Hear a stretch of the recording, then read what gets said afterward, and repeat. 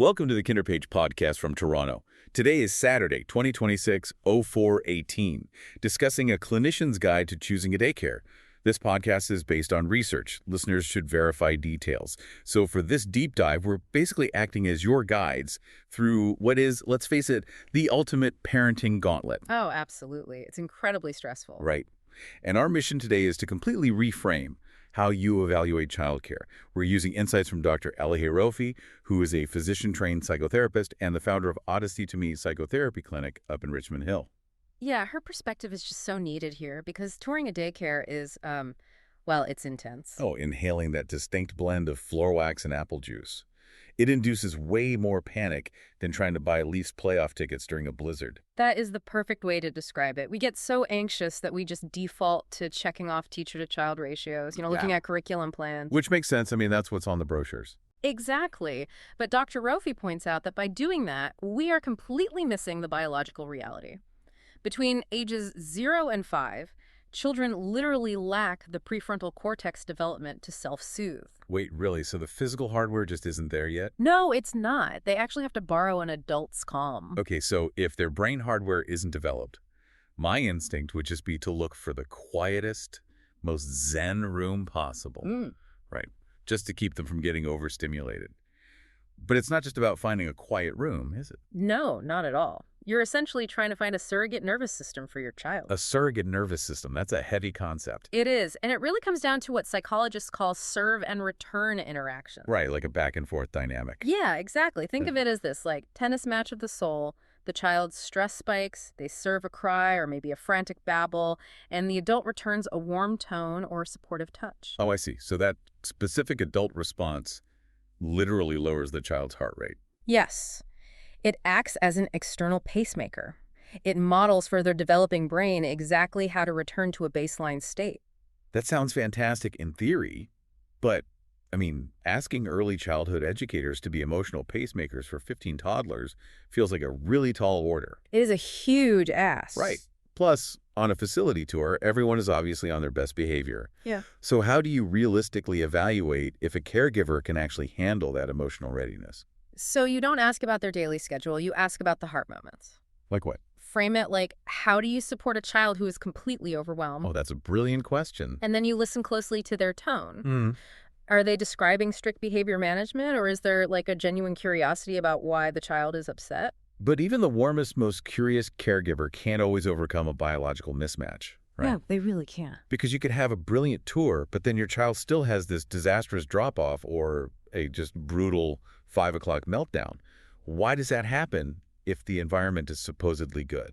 That's where we have to enter the detective phase regarding sensory threshold. The detective phase. Yeah.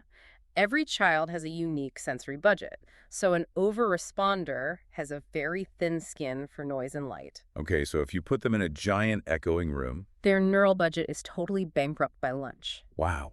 And conversely, a sensory seeker really needs movement. If you force them to sit still all day, they literally feel physically caged. So when a toddler bites someone or just bursts into tears, it's not necessarily a discipline issue, it's a physiological crash. Exactly. And that behavior requires clinical curiosity. Instead of immediate punishment, you work with the staff to figure out the trigger. Like maybe they just need a break. Yeah, maybe the overresponder just needs 5 quiet minutes before a noisy group activity. Or maybe they need a transitional object, like a shirt that smells like you, to act as a physical anchor. Okay, but let's look at the reality of, daycare deserts in Canada right now. Oh, it's tough out there. It really is. Yeah. Sometimes you just have to take the spot you get, and it is just good enough. You can't magically swap out the fluorescent lights or fix the room acoustics. Right. So if the environment is constantly draining them, how do we fix it at home? You implement a decompression hour. A decompression hour. Okay, what does that look like? It acts as an emotional buffer. You are deliberately protecting their nervous system at home to help it recover. So if I have an overstimulated child, I'm dimming the lights, using soft voices, maybe just reading quietly. Yes, exactly. And if I have a sensory seeker who has been cooped up all day, I'm offering crunchy snacks and heavy physical movement like jumping or climbing to help them reorganize their body. You hit the nail on the head. And while you do that, you have to verbally validate the sensory mismatch. How so? By saying something like, that room was really loud today, wasn't it? Oh, So it removes the shame. Exactly. It teaches them that their discomfort is just a clash between their needs and the environment. It's not a personal defect. That is such a powerful shifting perspective. Yeah. But sometimes dimming the lights isn't enough, right? Unfortunately, no. So when do parents need to move from that wait-and-see mindset to actually getting expert help? What are the red flags? You really need to look for chronic physical symptoms. Like if your child loses interest in play or develops chronic stomach aches, that's a major signal. Wait, stomach aches from daycare? Yeah. A nervous system stuck in fight or flight mode literally routes blood away from digestion. It causes real physical pain. Oh, wow. I had no idea. It's intense. And that's when you need to consult a child-specialized professional for a case conceptualization. And just to clarify that term for everyone, because I know it sounds very clinical, a case conceptualization isn't just a basic diagnosis, right? No, not at all. It's when a therapist observes the child to map out exactly what their sensory thresholds and triggers are. So it basically gives parents a personalized manual for their child's brain. Exactly. You stop guessing and you start executing a targeted strategy. You become an informed advocate with a clinical plan. Instead of just being an anxious parent hoping for the best. Precisely. It really reinforces that you are your child's ultimate secure base. Surviving the daycare search isn't about finding a flawless facility. No, perfection doesn't exist. Right. It's about finding a place that can safely hold your child's emotional weight while their brain finishes building itself. And recognizing that the environment's unseen impact on their nervous system is honestly just as crucial as any educational curriculum. Absolutely.